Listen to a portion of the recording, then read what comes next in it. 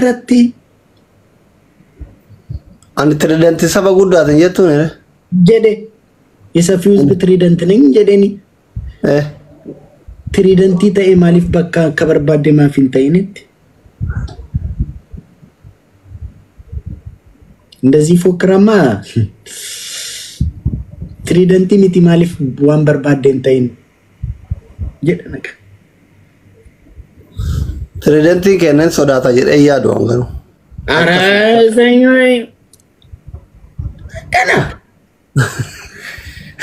akka furdaa tokkotti sodaan maalin isheen sodaan maal akka taate baay'ee sodaan maal akka taate hin beeku ani baay'ee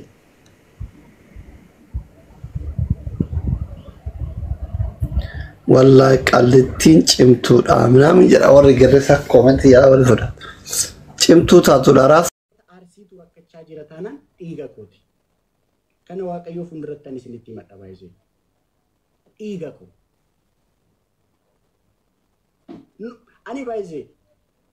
ani baay'ee amboo caala shaashamanneettan kabajama shaashamannee deemeera miti harargee deemeera miti ani amboo caala harargeettidha karaa darbaa dhabe ummanni asiisna qabaa maaliif seetan kan isaanii waan hin ta'eef so atama fakkeenyaaf gaafa wanti tokko uumamu lakkii kuni ganda kee miti ummata kanan gargaartu naan jechuu hin dandeessu hunduu kan koo maatii kooti dhiiga koo hundumtuu dhiiga kooti lakki kun dhiiga kee miti naan hin jettu dhiiga kooti kanaaf waa'ee gargaarsa ummata koo namni ana caala itti aanee ana caala sagashuu jiru ani biyyan jira anattu isaanitti dhiyoo jira ummata koo waan ta'aniif itti safara sanatti dhalachuun qabu dhiiga waliin qabna dhiigummaa waliin qabna anatu itti dhiyaata eenyuyyuu caala baay'ee biran jira kaa amma fakkeenyaaf ummanni kun deemee ani viidiyoo hojjedhee ummata kana gargaarsiisuun qaba taanaan anatu dhiyaata deemanii viidiyoo hojjechuuf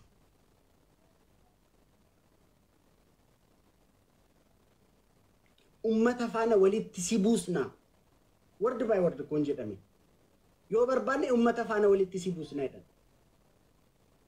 ani immoo ummata koo faana maaliifan walitti bu'a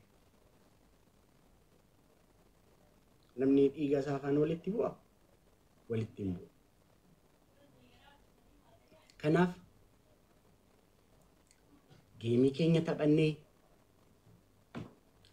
ummatni keenya gargaaramuu qaba sirriitti gargaaramuu qaba biyyan jira ummata walitti qabee ummata naannoo sanatti kabaja qabu akka akkaawuntii banan goonee ummata ni gargaarsina adda durummaan ummata kana gargaarsiisanii adda durummaan tiktok irratti otoo hin ta'in baank akkaawuntii bannee akka oromoon hundi itti hirmaatu goonee ummata kana gargaarsiisna nan gargaarsisa dirqama koo waan ta'eef dirqama kooti kun it's not an option kanan dhiisu kanan qabu kanan gadhiisu miti dhugaa waa'ee ummata haasofna taanaan ummata kana gargaaruun ummata kana gargaarsiisuun dirqama kooti dirqama oromummaa dhiiga waliin qabna ummata kana faana dhiiga kootu dhiiga na keessa socho'uutu dhagna isaanii keessa socho'a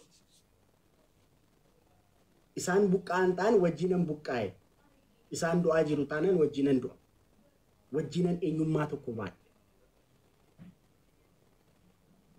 isinitti mi'ana ani shaashamanneef amboo anaaf tokko bakka tokko amma bar namni maal barbaade seetan raachee dhiibnee kan ganda tokko goonaa jechuu barbaadan bar dhugaa rabbi ani gandan qabu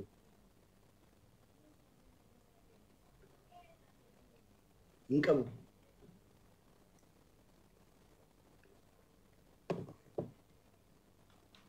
an kan hunduma keessaniiti ummataku na dhagaa waa'ee geemii kana. Geemii kana amma warri riikard gochuu barbaadan waa'ee geemii kanaa dhagaa. Geemii kana ji'a 3 dura qabadheen. Geemii kana qabadhee geemii qabadheera obboloota koo viidiyoo naa hojjedha jennaan inni kan hin dide word by word live irratti siif hin hojjedhu jedhanii na didan. Ishi nafaana dhaabbachuun barbaanii rakkoon qabu mirga keessan jedheen dhiise. Achi geemicha qabadhee torbaan lamaa booda Ustaaz Hamzaan guyyaa sanatti geemii qabatan.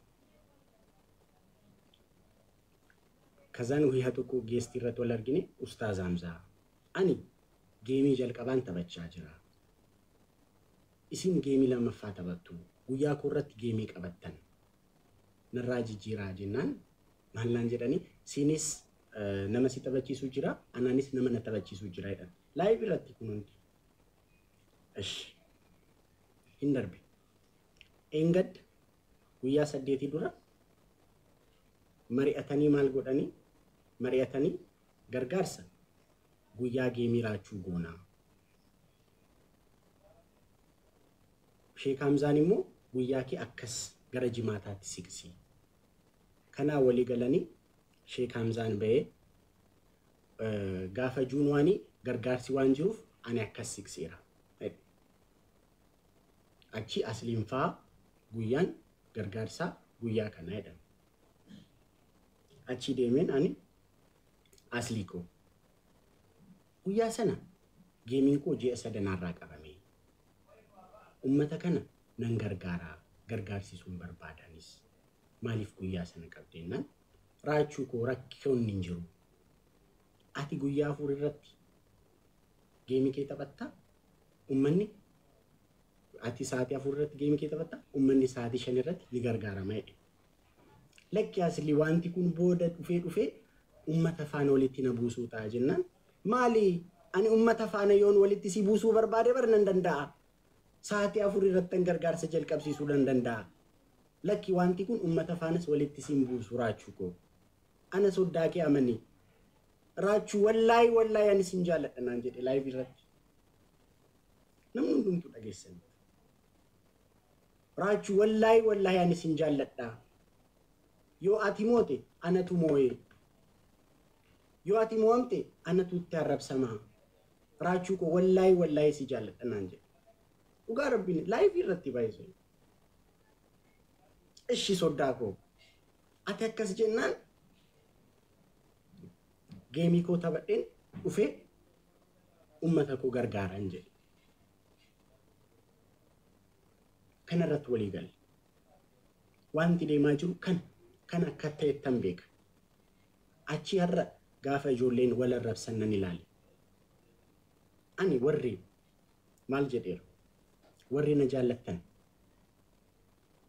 Anaaf jettanis ta'e, waa'ee koof jettanis ta'e, waa'ee kamiifuu jettanii nama wajjin waliin arrabsina. Hin barbaadu.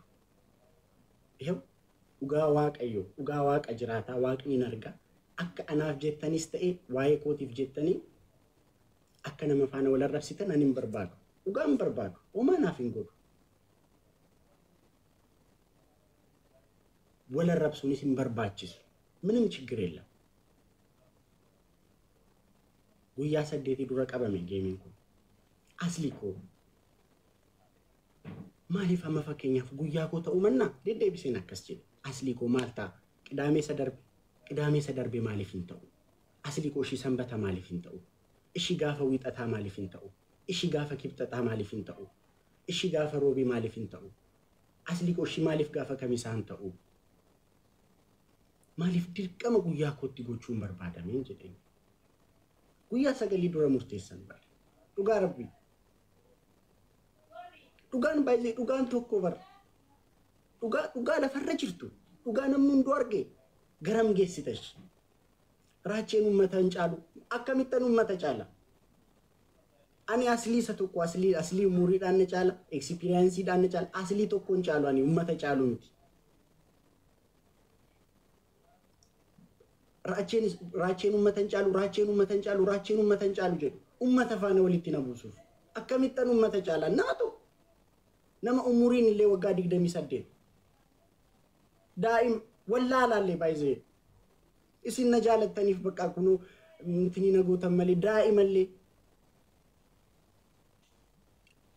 daa'imamaan bakne akkasin jedheeni deddeebiseen aslii koo lakkii guyyaa 9tu jira haadhoo koo guyyaa sana gochuu manna isa dursa gochuu dandeessu ummanni kun buqqaa'eera gargaarsa tattamaatu barbaachisa guyyaa sana hundallee gochuun hin barbaachisu jedheeni